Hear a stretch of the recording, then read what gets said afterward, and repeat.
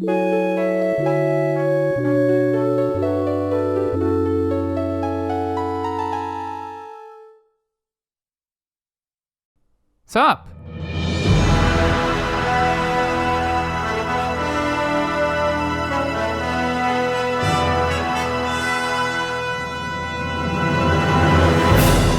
Dirge of Cerberus, starring that one brooding guy that isn't called Sephiroth.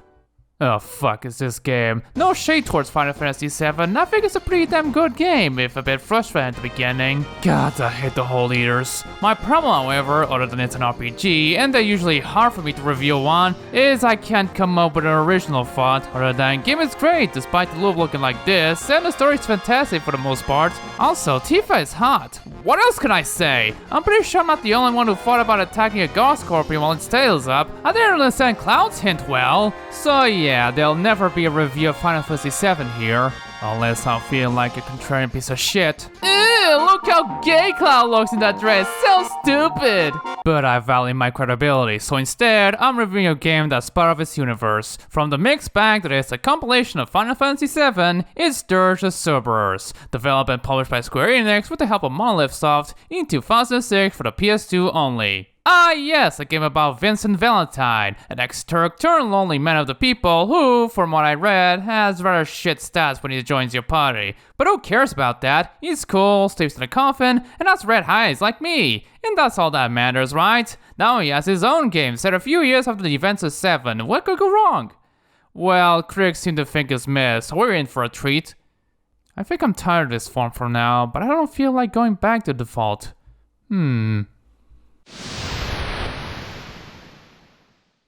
Ah, Kenneth, perfect timing. Hey, could you give Sophie a call for me? I need some of her clothing. Yeah, this is more like it. What do you think? As expected, the game starts off with a credit sequence and woo, theme song by Gact. I don't know why I'm interested in that considering I don't listen to his work that much, but still. Wish it was used during this version's opening though. And here's a logo that's so hard for me to trace in full for this video start, so instead I just trace the text. Let me just do the tutorial first to get the hang of it. Vincent did look bad as a Turk. I'm a suck for pretty boys in suits. It's basically like the hazard course from Half-Life, which gives you a lot of stuff in one go, with some of it not showing up until later in the game. Even then, it works, though I ended up confused as to why this door won't open, until I realized one of the items I needed to pick up was hidden in plain sight. By default, you use the gamepad to do the controller fingers, which is, typical to say the least, but I'm surprised this game has keyboard and mouse support, so for the video, I'll be using just that. Because I cannot be asked with a gamepad. After that training appetizer, we head to the entree. And immediately we see the end of Final Fantasy VII as Meteor approaches Midgar, and Shinra, or whatever, are trying their best to stop it by shooting a cannon at it. Meanwhile, Vincent Valentine, with the help of Yuffie, check this tower to see if there's still any signs of life left. Turns out there is, and he investigates, though it appears they already died when he got here. Never mind that, a freak lightning rod destroys the tower and the body disappeared. Weird. It's 3 years later, so after the events of that, and Advent Children, that's gonna be a fun 100 minutes. Look, all I know about that movie is that they made Cloud emo. I'm not gonna recap the whole story because I'll be here all day. In fact, I'll just be doing the first 5 or 6 stages and talk about the game from here. But I will say that this game assumes that you've played FF7 from start to finish while having Vincent in your party, as well as watched that movie. If not, you're gonna end up confused and ask questions like, what's going on in that intro cutscene? Who is Lucrezia? What is Mako? Is this news report related to the game? Why is there a watermelon there? And all that. This game won't explain much about it, aside from Vince's backstory, but despite that, you're better off playing FF7 and watch Advent Children to get the full picture. I don't mind, but because that game is a really big one, taking roughly around 40 hours of your life, on top of 100 minutes of that movie, I wouldn't recommend this to newcomers. And even if you don't give a shit about story, well, the gameplay isn't any good either, but I'm getting ahead of myself. There's a festival happening in the town of Calm, only for a bunch of armed soldiers, some in hot pants. Don't ask. To rain on the parade. So Vincent springs into action to see why the hell this is happening. First impressions are everything and I'll talk about gameplay later. For presentation, I'm surprised that a 2006 PS2 game that looks this good can run at a consistent 60 FPS throughout. aside from a few times that dipped due to so much shit happening, but still, not even the mainline Final Fantasy games can achieve that insane system, but even then, I think it looks rather muted. Sure, the explosions pop hard, but aside from that, the levels look rather dark and drab. The only time it got more colorful along well, so far, was in the 6th stage where it's set outside during a nice sunset, until it reached that building, and even there it still looks drab. Come on, how could you ruin the sunset like that? For the models, I gotta admit, I really love the look of the characters, that Tetsuya Nomura look that I love since I played FF8 and 10. No shit on the original look of 7, but I much prefer this anyway. Vincent looks great here, but it's not surprising, I love them pretty boys, and I'm also a sucker for red eyes. I didn't get these eyes for nothing. Everyone else looks great as well, except for this guy. What the fuck? But yeah, a mixed bag graphically, but the art is great though. The gun noises are nice to hear, but I just wish the minigun toys were meatier.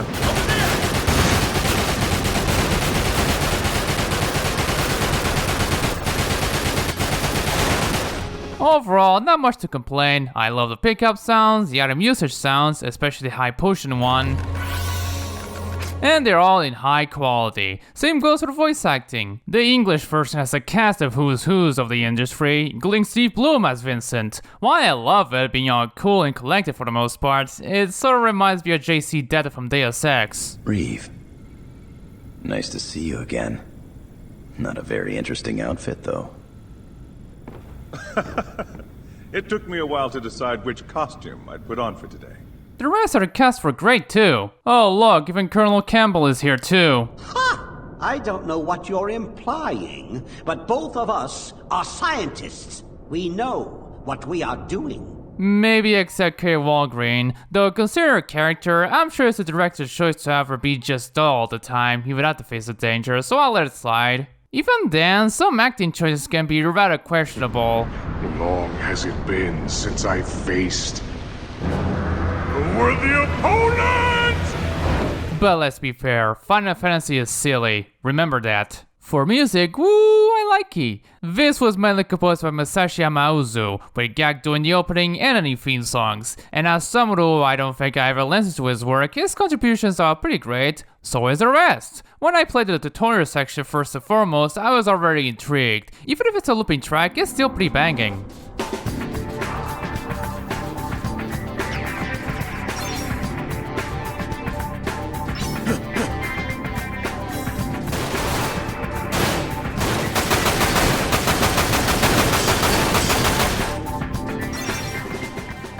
The first stage theme is also nice, very subdued yet cool and collected, kinda like Vincent.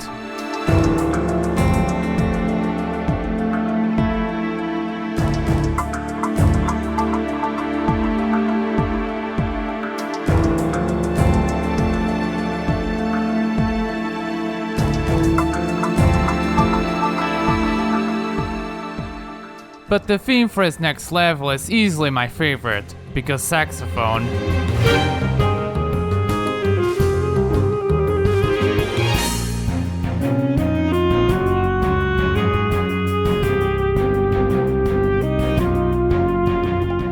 Sure, it would have had a more fitting theme, but I still love it either way. Very smooth and jazzy, like a Spy Thriller Vault. Look, I'm a sucker for saxophone solos, so I may be a little biased. I'm a sucker for a lot of things, even weird ones. Subarus, Fox Girls, Knots. It's a shame none of them show up here.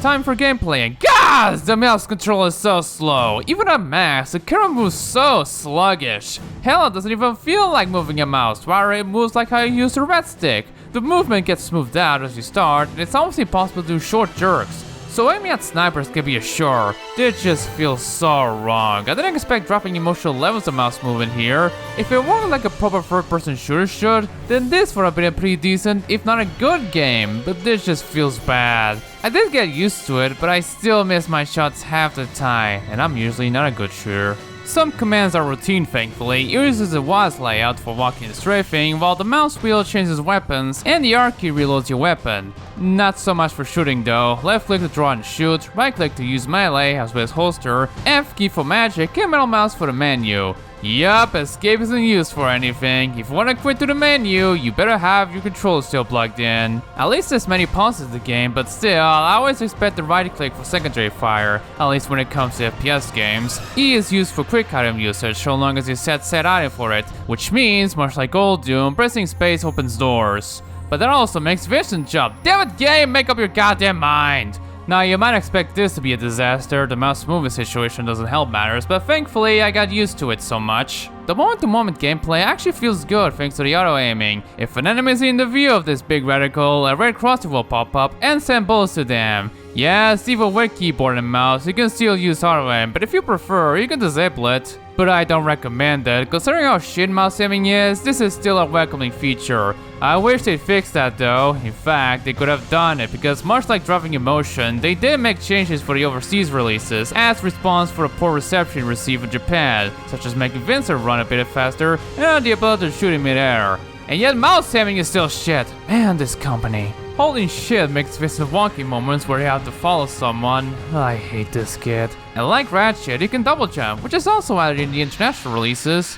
Unfortunately, they didn't update the levels to account for that, which means you can't even get through gaps or high enough platforms like these due to invisible walls preventing you to do so. As for melee, it's a standard free-click attack and I rarely use it. The only times I did was to break the cargo boxes for items to collect. Other than that, it's shooting with my pistol all the way.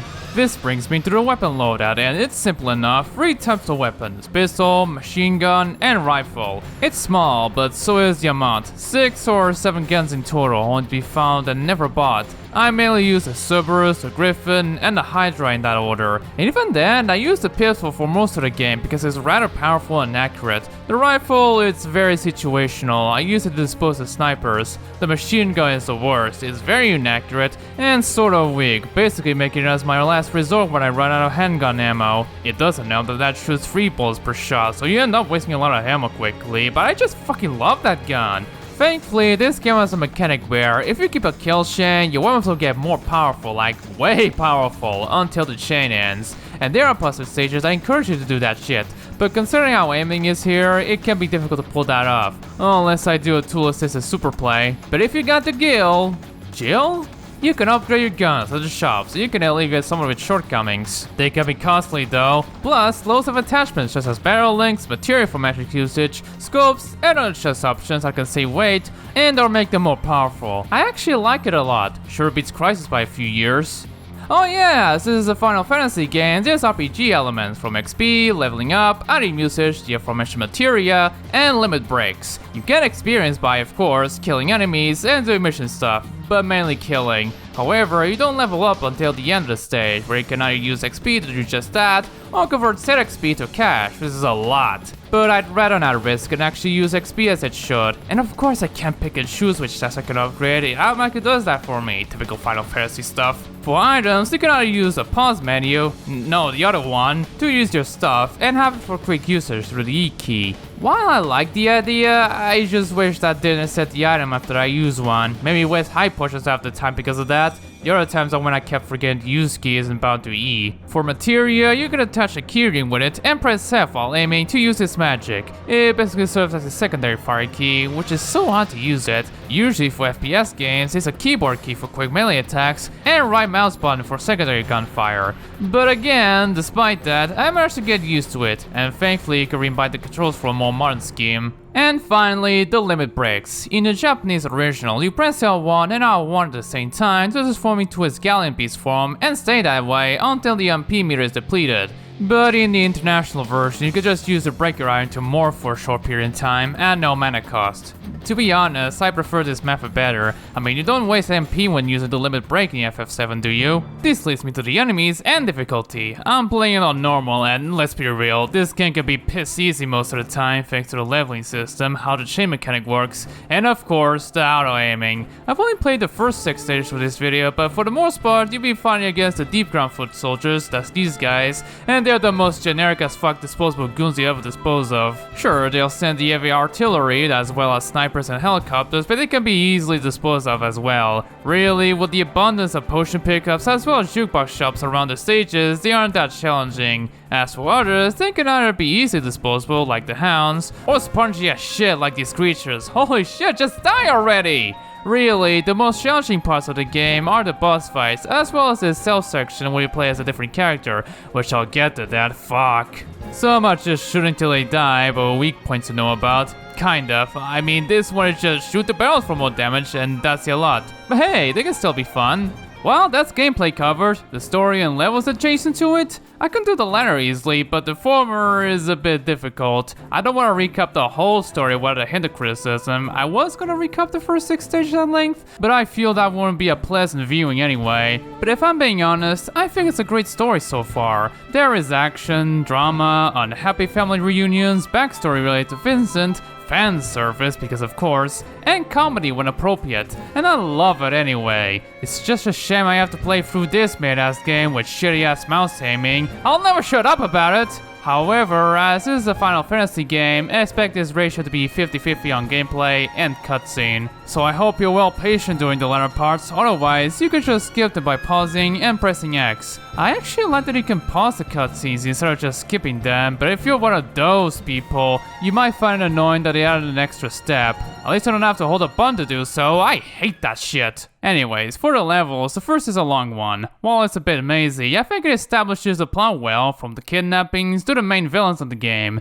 Not only that, but the levels have extra missions you can do to earn some extra gil in the end. I just wish I knew the amount I have to kill, save, or whatever without looking at the stage completion screens. After that little skirmish and saving some citizens, I get to my first boss fight, a Dawn Osprey. Or Dragonfly as the game calls it, but it's much like an Osprey anyway. It's a simple one, you just shoot at the thing and avoid its missiles. Also kill them soldiers while you're at it. The fight isn't over for the Osprey though, as after meeting this big guy named Azul, literally blue in Portuguese, I'd say it's a stupid name, but I call myself Pinkie, so I have no room to talk, I have to fight again to end the level. There was a weak spot at the top of the rotors, but the strategy is the same anyway.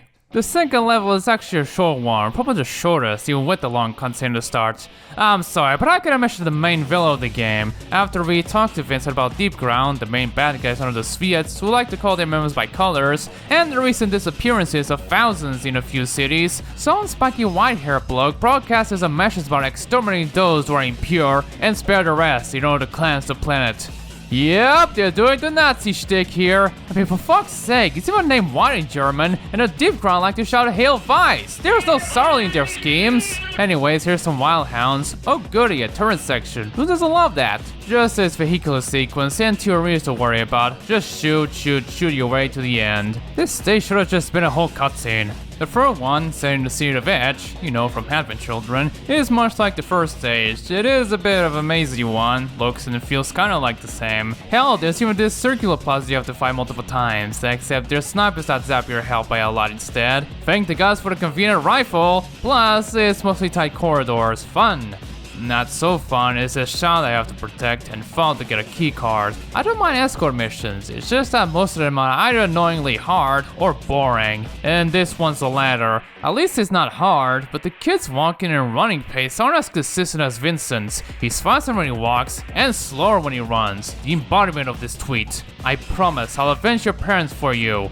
Now get the fuck out of here. More shooting in the corridors and oh no, a big soldier guy. No biggie. Alright, they have backup. Thankfully, without them, it can be easily dispatched. After a cutscene fight against a Russian Sviet redhead, despite being called red in Italian, we're sent to the WRO headquarters where it's about to get invaded by Deep Ground after this VR kitty traces his whereabouts. Great. Oh my god, a small child! I'll kill her! Showing cutscenes without context is so funny. While I like the music accompanying it, it's whatever. Other than the atrium, you mostly shoot your way through corridors, and that can be boring. Not much else to say, other than this guy shows up, and the boss fights are a treat. The first one with the kid is a mess. The one problem I have is that she keeps sliding around and makes shooting at her a difficult task. Not even the red crossfire can save me. Pro tip about this boss fight, keep being in the air for as long as you can. Otherwise, she'll slide towards you and beat you to the ground. But if you're figured out Vincent's killing a child, don't worry. He's using tranquilizer rounds for this, despite him still being able to use offensive magic against her. But he won't kill her, I promise. It's over. For you. enough! Hey, whatever happened to that big guy anyway? Ah, there you are. Too bad he's got a shield around him. Whatever can I do?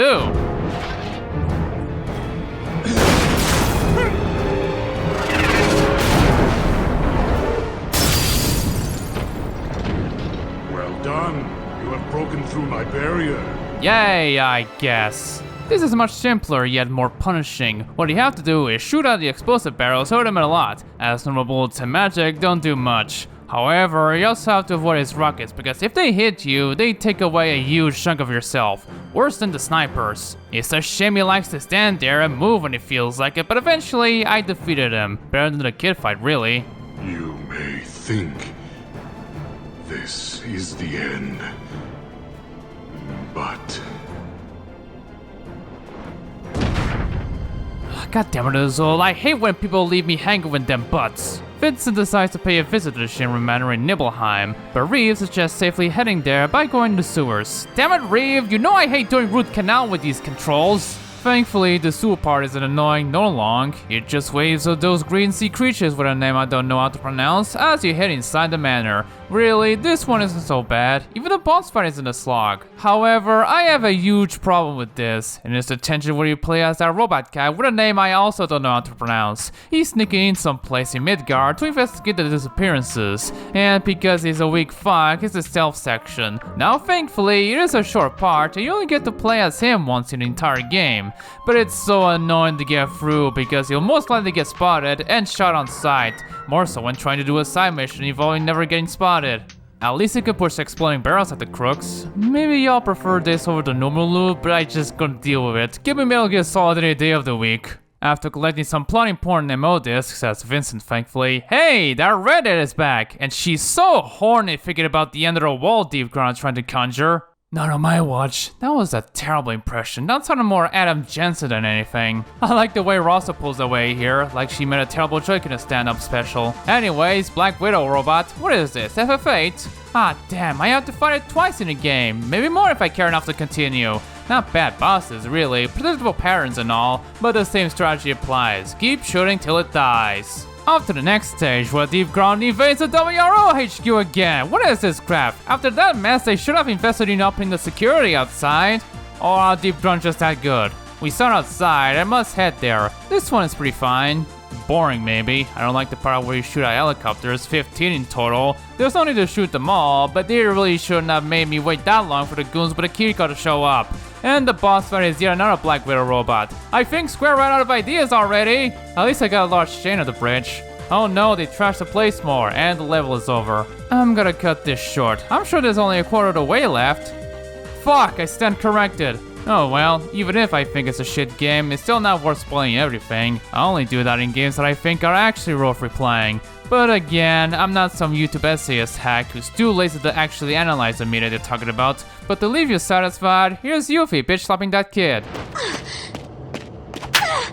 So that was Dirge of Cerberus. No, I don't recommend it. If I'm honest, this is not a game I don't look forward to play a game, not even for this video. It actually feels like a chore. The controls speak for themselves, really. I wanted to like this, but I couldn't, so I'm in a majority here. Man, I hate this. Really, you're better off watching a cutscene compilation on YouTube over actually playing this if you care that much about the plot, like me. Because this is not it. And even then, you still don't get the full picture because chunks of it that actually tie some loose ends involving Deep Ground are only available in the online multiplayer portion, which was only available in the Japanese original. Several of its missions are included in the national release as single-player ones, as well as the extra plot. In the Japanese re-release only, fuck! I hate when companies unlock important plot points in games. I don't know what's worse, that, or remove the whole story in overseas release of Ace Combat 3. But that's for another day. This is more like it. Next time, the definition of insanity. A severely disordered state of the mind, usually occurring as a specific disorder. Well, that's anticlimactic.